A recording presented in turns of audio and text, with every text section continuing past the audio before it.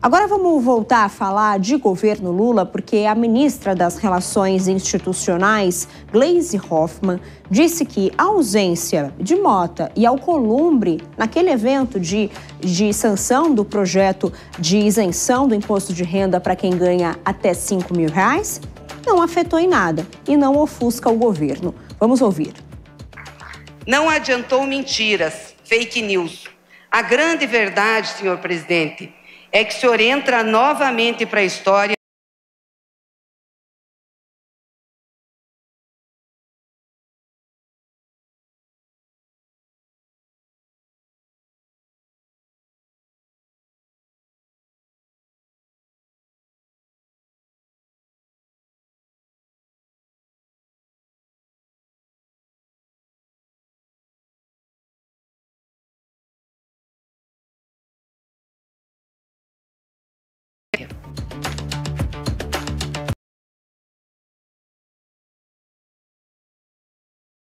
Que realmente, na visão de aliados do governo Lula, não causa nenhum impacto para o governo, mas pode impactar a imagem dos próprios presidentes das casas. Eu conversei rapidamente com alguns aliados de Lula lá do Palácio do Planalto e o que eles disseram é o seguinte: é mais um motivo, mais um argumento no discurso que o Congresso não está interessado em pautas populares. Então, eles avaliam que Lula continua bem, popularmente, com um projeto que tem grande repercussão, enquanto os presidentes da Câmara e do Senado resolveram não comparecer em um momento importante como esse. Claro, essa é a visão do governo Lula. Vamos chamar os nossos comentaristas justamente para falar de como que está essa situação, essa articulação entre Congresso e governo.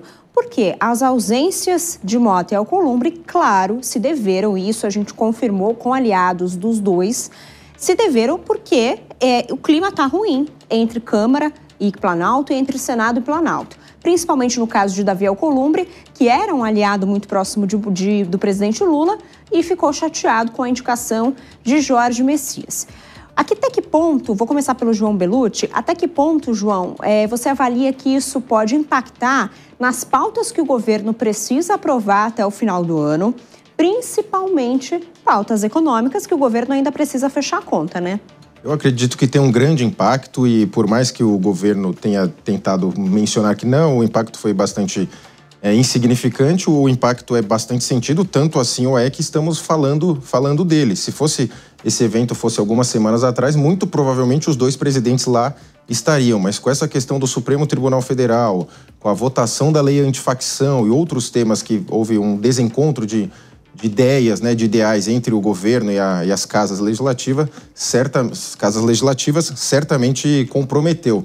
Mas agora há de se levar em conta também que essa pressão do Congresso, especialmente na figura do presidente do Senado, Alcolumbre, em relação ao governo, conforme bem mencionado pela Vitória, a questão do indicado ao Supremo Tribunal Federal. A ideia do Alcolumbre era indicar o Rodrigo Pacheco, ex-presidente do Senado, que franqueou apoio ao próprio Alcolumbre, que também já tinha sido presidente do Senado lá na gestão do Jair Bolsonaro. Então, me parece que já havia uma grande construção e que eles imaginavam que esse projeto seria facilmente levado a cabo e de fácil convencimento do presidente Lula, que não aceitou e indicou o seu AGU, o Jorge Messias, que vinha muitos anos em alinhamento com o Lula em todos os temas. Então, há esse desencontro. Mas, caso o Messias seja aprovado, certamente o governo vai fazer uma grande composição ali com o Senado e eles voltarão a caminhar. O que tudo vai ditar o ritmo são as pesquisas internas que esses partidos têm. Então, se o Alcolumbre e o Gumota estão sentindo que há uma grande chance de derrota para o governo,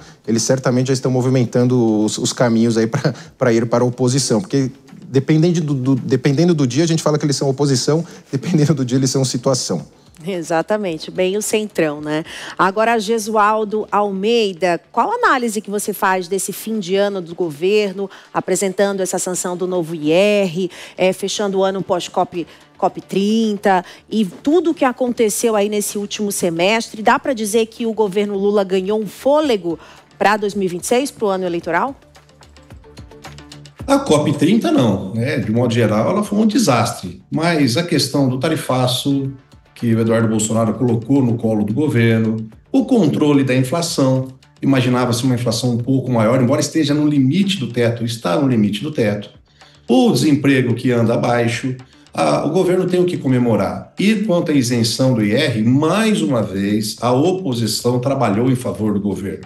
Quando o governo manda esse projeto para o Congresso, caramba, abraça o projeto tem apelo popular, o projeto dá uma repercussão muito grande, mas não, a Câmara criou uma série de embaraços, fez uma série de entraves, inclusive colocando a votação desse projeto vinculado à votação da anistia, que são coisas totalmente diferentes, tanto assim que no Senado passou a avançar mais.